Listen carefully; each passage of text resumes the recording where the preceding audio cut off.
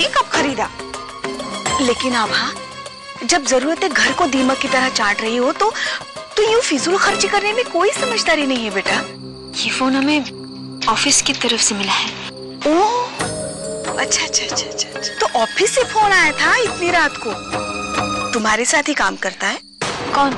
ये ऑफिस। आप गलत समझ रही हैं। ये देखो बेटा, मुझे जो समझना था मैंने समझ लिया। हेलो, आपका चौधरी बोल रहा हूँ। जी कहिए। मैं आ रहा हूँ आपके पास डील के पेपर्स लेने। जी। 20 लाख रुपए। कभी देखे एक साथ जिंदगी में इतने सारे पैसे? ये पैसा आया कहाँ से? बिल्डर ने पहली इंस्टॉलमेंट दी है। अब बस सोचो, एक बार ये स्वर्ण भवन में मॉल बन जाए, कितना पैसा कमाएंगे हम लोग। जो चाहे जब जी चाहे यूं खरीदूंगी। अच्छा, तो ये लो, अब इसे शुरू कर दो।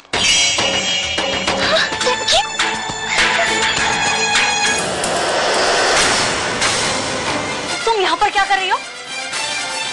छुप छुप के अपने बॉस और उसकी वाइफ की बातें सुनते हो तुम्हें शर्म नहीं आती? रत्ती भर के अपने बॉस की रिस्पेक्ट करना किसी ने सिखाया तुमको? नहीं,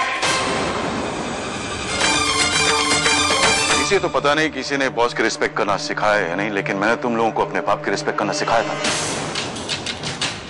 मैं घर से 2 दिन क्या बाहर रहा, मेरे पीछे ऐसा क्या हो गया कि तुमने स्वर्ण भवन बेचने का प्लान बना लिया? तुम सब हॉल में आओ, बहुत जरूरी बात करनी है।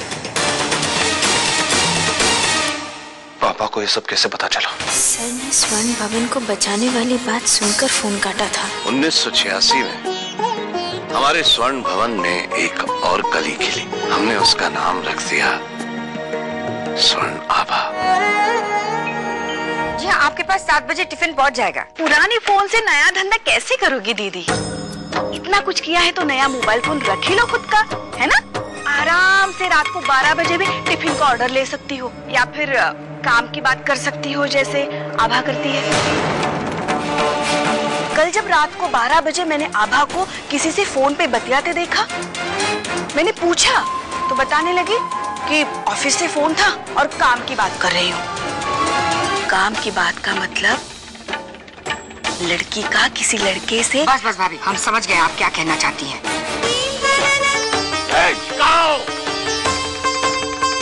जी मालिक। हम अभी और इसी समय पंडित जी से मिलना चाहते हैं।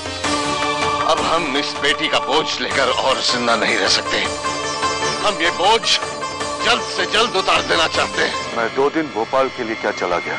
तुम्हें लगा मैं परलोक से धार गया? शाबाश है ऐसी औलाद की जिसने बाप के भाग जाते ही स्वर्ण भवन को बेचने का प्लान बना लिया।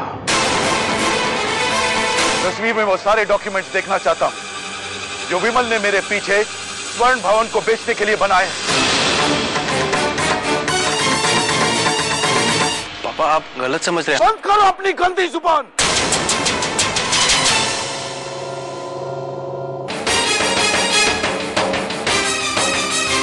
हमने तो ये सब सिर्फ दादी माँ की खुशियों के लिए किया है। ये लेटर देखिए, ये लेटर दादी माँ ने खुद अपने हाथों से लिखा था। देखिए क्या लिखा है इसमें लिखा है कि दादी माँ यहाँ स्वर्ण भवन में खुश नहीं है। और वैसे भी क्या फर्क पड़ता है? स्वर्ण भवन को खरीदने के लिए मुझे कितनी रातें जागनी पड़ी।